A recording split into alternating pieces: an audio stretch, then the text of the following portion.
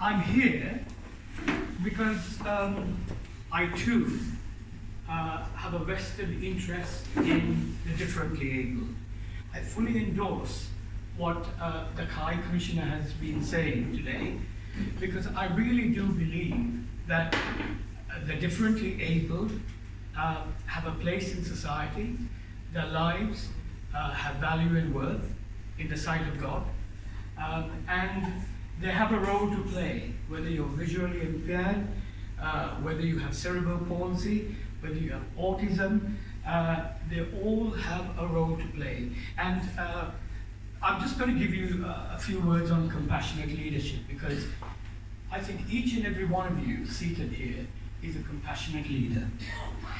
Compassion is not just about empathy, feeling for someone else, or concern for somebody else, but you have actually, you're making a difference in the lives of the differently abled in Sri Lanka. You're here, you're seated here, because you decided to come here in the pouring rain to support people who desperately need it. And that is because of your compassion. All of you have compassionate hearts. And you're compassionate leaders because you're leading with your head and your heart. And that is what it's all about. I have a son with autism. He's 23 years old. And life has been extremely hard. Just think about the visually impaired in Sri Lanka. Think about people with autism in Sri Lanka. I have taken my son to Sri Lanka and people have not understood him. Because in Sri Lanka, autism is filed under mental illness. No, they're not mentally ill. They just think differently. They think, my son thinks in pictures and numbers. It led me to campaign in the UK and in Sri Lanka. If you just roll down the slide. Yeah, more. This is what drove me to really follow this path of compassion and compassionate leadership. Let me share a few things about my own personal life. My granddad was a priest. He was called Reverend Canon Ivan Correa. He was the vicar of a small church called St. Luke's Church in Borella. It grew from just a small church to about 200 people. And that was because of his compassion, because my grandfather, he followed the gospel of love of Jesus.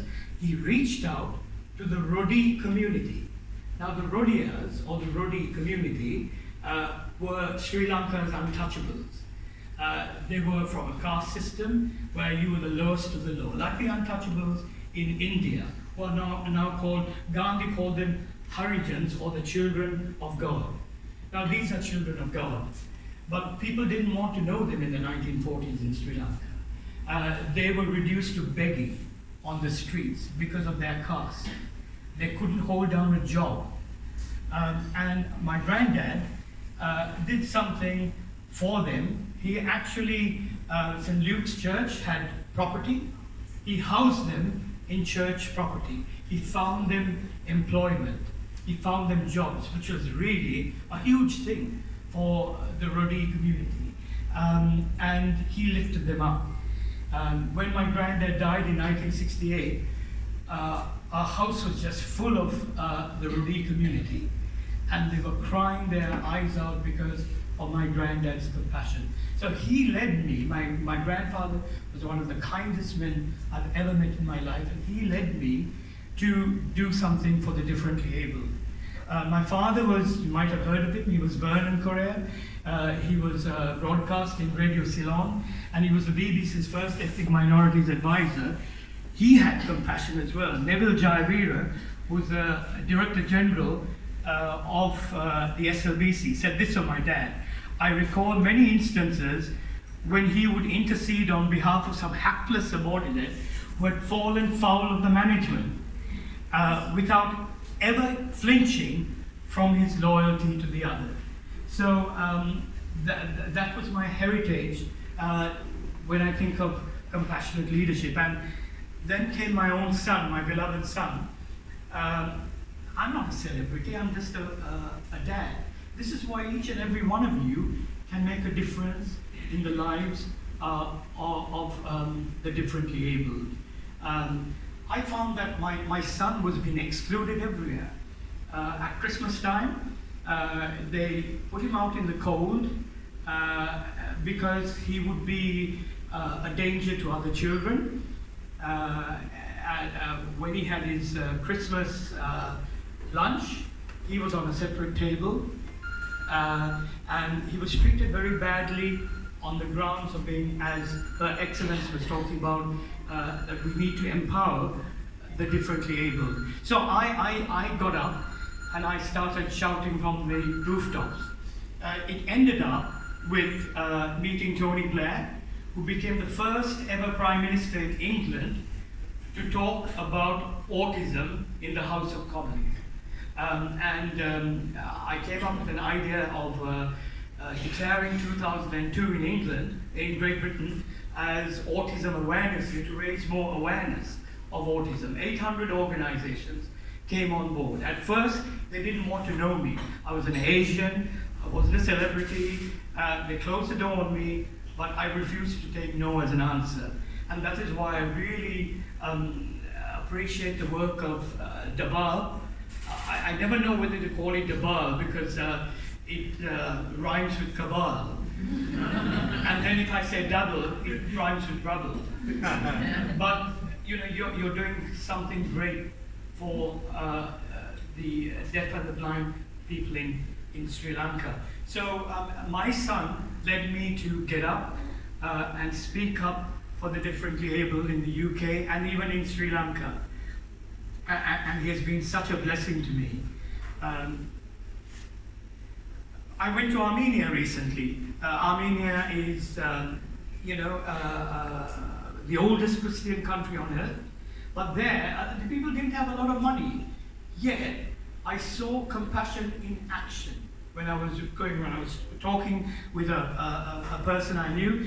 She suddenly stopped, and I saw her go some distance and talking to an old lady by a zebra crossing. She had been waiting to cross the road, and the cars were just not stopping for her.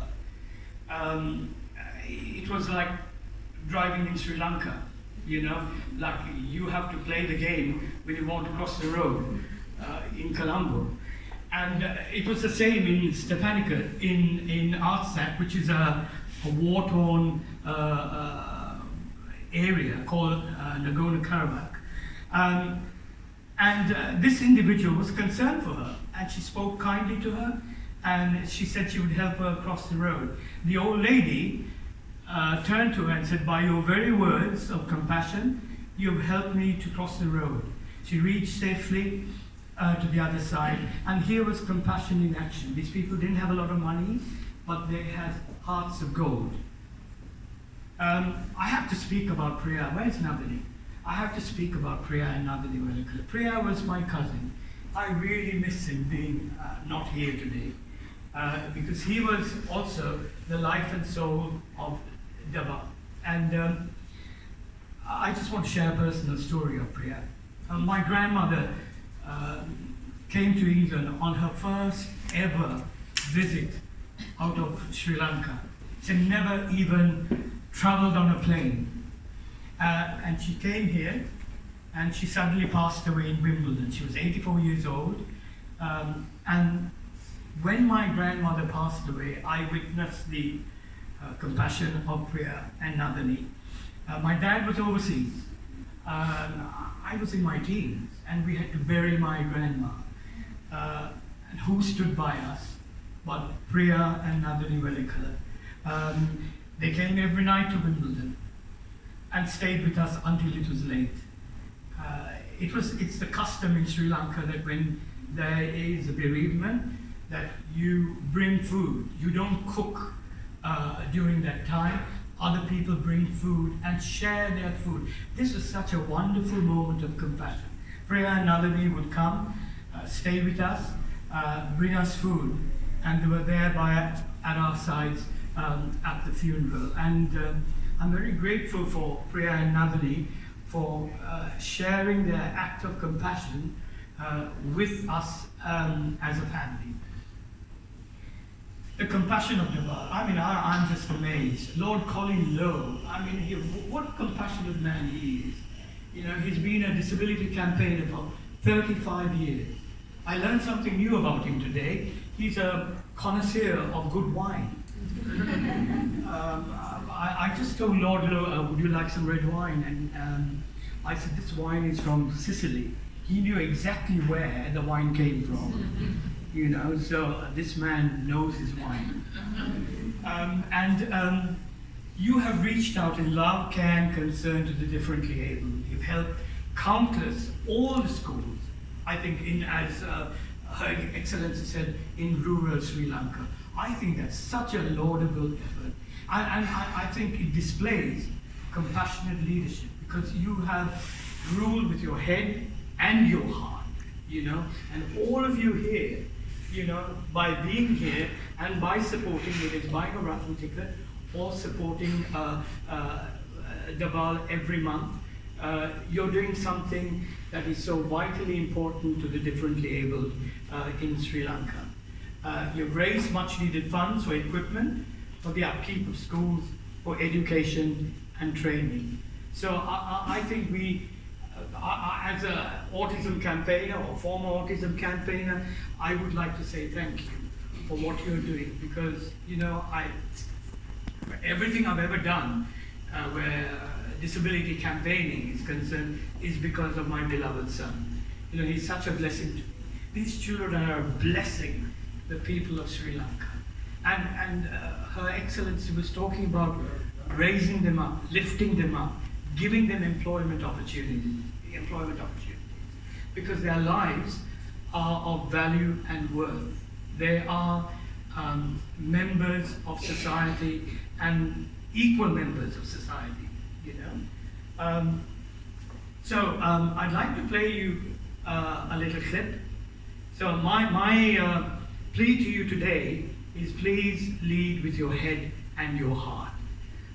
Please continue being compassionate leaders wherever you are, whether you're in business, whether you're in the world of diplomacy, whether you're in the House of Lords, wherever you are, please show compassion to other people and be compassionate leaders.